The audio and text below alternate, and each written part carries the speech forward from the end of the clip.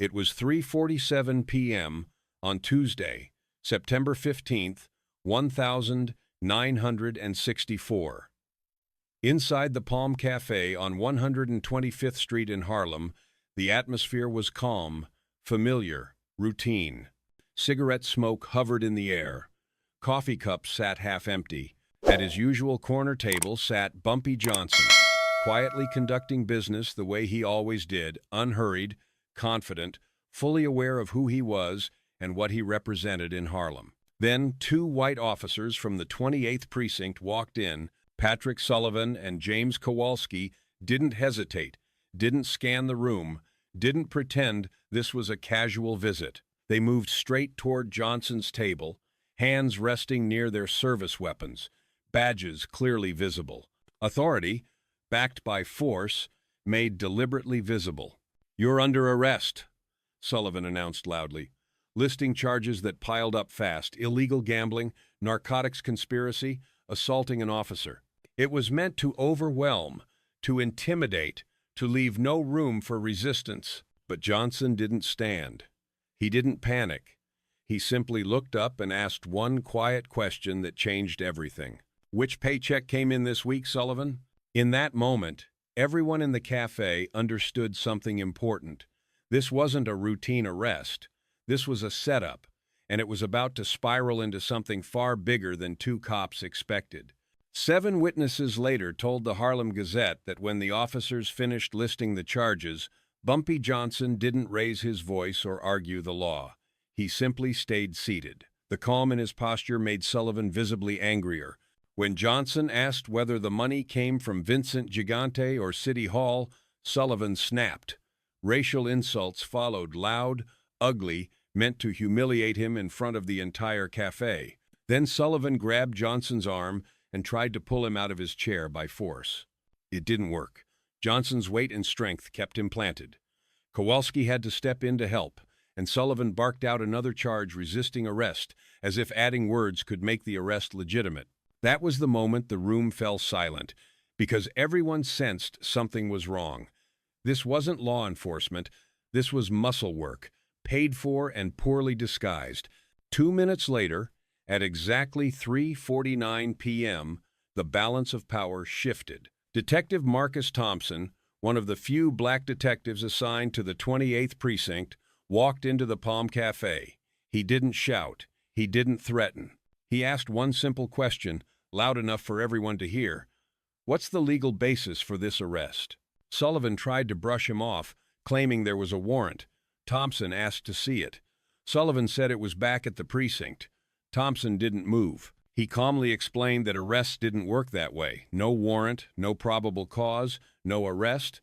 Then he started asking questions. Sullivan couldn't answer. Where was the assault report? Which officer had been attacked? Why wasn't Johnson arrested a week earlier if the assault was real?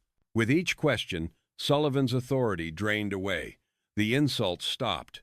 The confidence cracked. And in front of an entire cafe, 2 officers were exposed, not as enforcers of the law, but as men who didn't have it on their side. Detective Marcus Thompson stepped closer, placing himself subtly between the officers and the exit. His tone never changed, but his words cut straight through the room. Without a warrant or evidence, he explained, this wasn't an arrest at all. It was kidnapping done under the color of authority. Every person in the cafe understood the gravity of what they were witnessing. A black detective openly challenging 2 white officers in Harlem, refusing to play along, refusing to look away. Sullivan threatened him, told him he was interfering, told him he'd regret it. Thompson didn't flinch. He reminded them that the law didn't bend because of badges or seniority. He ordered them to release Johnson, leave the cafe, and return only if they came back with a legitimate warrant. For a long, tense moment, Sullivan stared at him, clearly weighing whether to escalate, whether to arrest Thompson too. Then he backed down. The officers released Johnson and headed for the door, humiliated. But Johnson wasn't finished. He stopped them with a final warning, telling them to pass a message to Vincent Gigante that this wouldn't end until Johnson decided it was over. The cafe stayed silent long after the door closed behind them. Johnson shook Thompson's hand, thanking him quietly. Thompson warned him in return. Everyone in the precinct knew Sullivan and Kowalski worked for Gigante. They would come back with fabricated evidence and a friendly judge if they had to. Johnson only smiled. He said he was ready. Less than 24 hours later, Officer James Kowalski left the 28th precinct after his shift and never made it home. His car was found untouched the next morning. No signs of struggle. No witnesses willing to speak. What looked like a missing person case was, in reality, the beginning of Johnson's counterstrike and the moment the arrest attempt turned into a quiet war.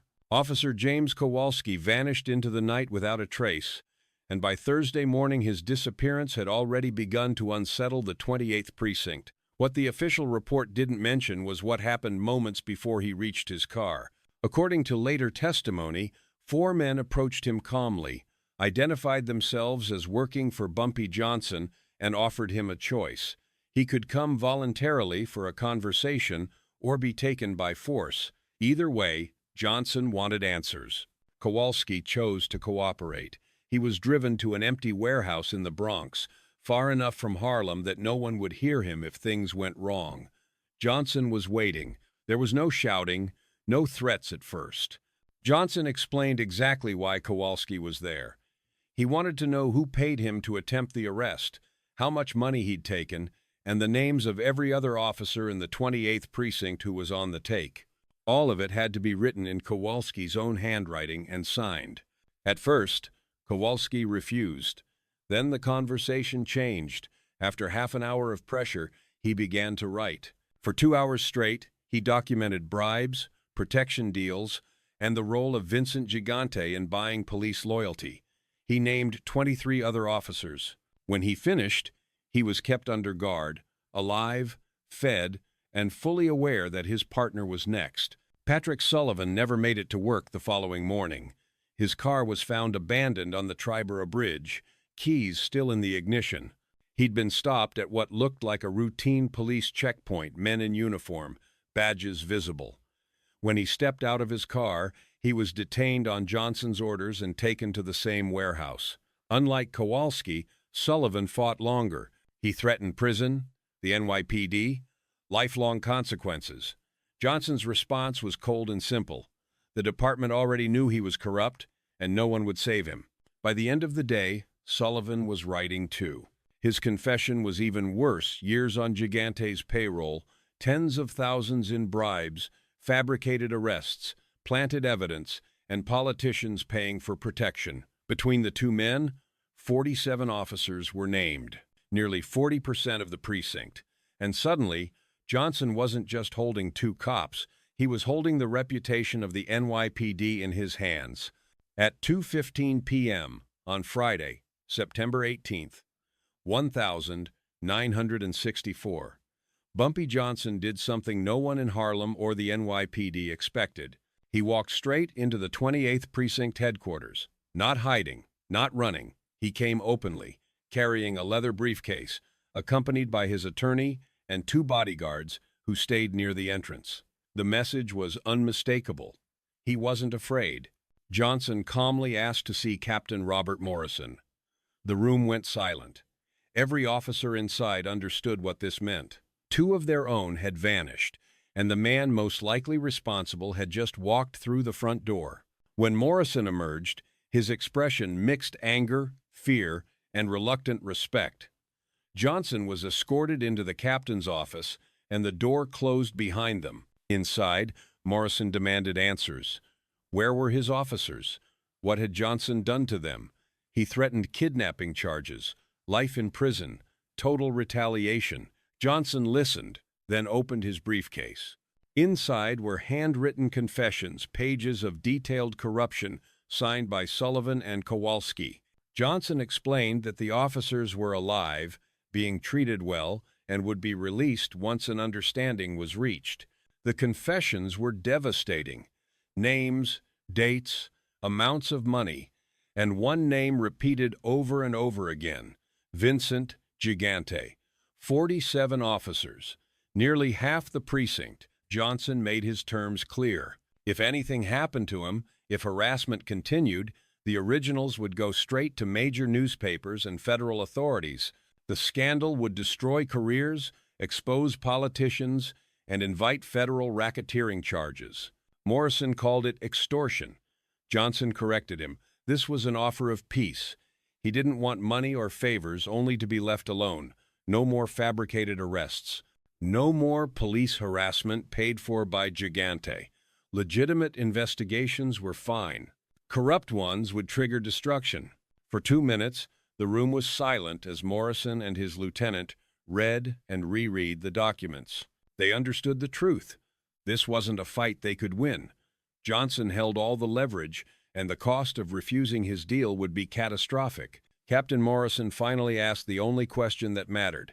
If the NYPD agreed, how could they be sure Bumpy Johnson wouldn't publish the confessions anyway? Johnson's answer was blunt. Ongoing conflict was bad for business. Stability was valuable. As long as corrupt officers stopped harassing him, the documents would stay hidden. But if the harassment continued, chaos would be worse for everyone, especially the department. Then Johnson laid out the deal in precise terms. Sullivan and Kowalski would be released unharmed. There would be no investigation into their disappearances. Their absence would be explained as unauthorized leave, punished quietly with suspension, not prison. In return, Johnson would be free from police interference that wasn't legitimate law enforcement. Any further harassment tied to Vincent Gigante would trigger immediate exposure. The threat was impossible to ignore. Gigante's name appeared dozens of times in the confessions. Federal prosecutors would see clear evidence of police corruption and racketeering. Morrison understood that protecting the department meant swallowing the deal. He stared out the window at Harlem for a long moment, then turned back. They had an understanding, but Morrison warned Johnson, try this again, and there would be no negotiation next time. Johnson accepted the warning and left the precinct as calmly as he had entered. The next morning, exactly as promised, Sullivan and Kowalski were released at 125th Street and Lenox Avenue, bruised but alive. They reported back to the precinct and told the agreed-upon story: kidnapped by unknown men, questioned about corruption, released without explanation. Officially, the case went nowhere. Unofficially, everyone knew what had happened. The aftermath was quiet but permanent. The 2 officers were suspended, then returned to duty under close watch. After that week, police harassment against Johnson dropped dramatically. Corrupt cops understood the danger of pushing further. Gigante understood he'd been outmaneuvered, and the NYPD learned a lesson it would never say out loud: documentation could be more powerful than guns. After September 1964, everything changed quietly. Bumpy Johnson was still investigated when police had real evidence, still arrested when probable cause existed, but the era of fabricated charges and harassment for hire in Harlem was effectively over. Officers who had been taking regular payments understood one thing clearly: Johnson had their names, their handwriting, and proof that could end their careers and send powerful men to federal prison. Inside the 28th Precinct, Captain Morrison managed the fallout in silence. Some officers were pushed into early retirement. Others were transferred out of Harlem. Supervision tightened, not because corruption had been defeated, but because exposure had become too dangerous. The confessions themselves, naming 47 officers and repeatedly naming Vincent Gigante, were never made public. They were more valuable as leverage than as headlines. Gigante understood the trap immediately. He could not retaliate without confirming the truth of the documents. He could not keep using corrupt cops without triggering their release. His own strategy, weaponizing the police, had been turned against him. Johnson had won without a shootout, without a war, simply by controlling information. When Johnson died of natural causes in July 1968, the confessions were destroyed, burned by family members according to his instructions. The leverage died with him. But the lesson remained. In Harlem, people still spoke about the week 2 corrupt cops tried to arrest Bumpy Johnson, and the city learned that power didn't always belong to the badge or the gun. That week proved something uncomfortable and unforgettable. Institutions can be beaten when their secrets are documented. Authority collapses when leverage is exposed. And in September 1964, One man forced the NYPD and one of New York's most powerful crime bosses to negotiate because paper, properly used, became more powerful than violence ever could.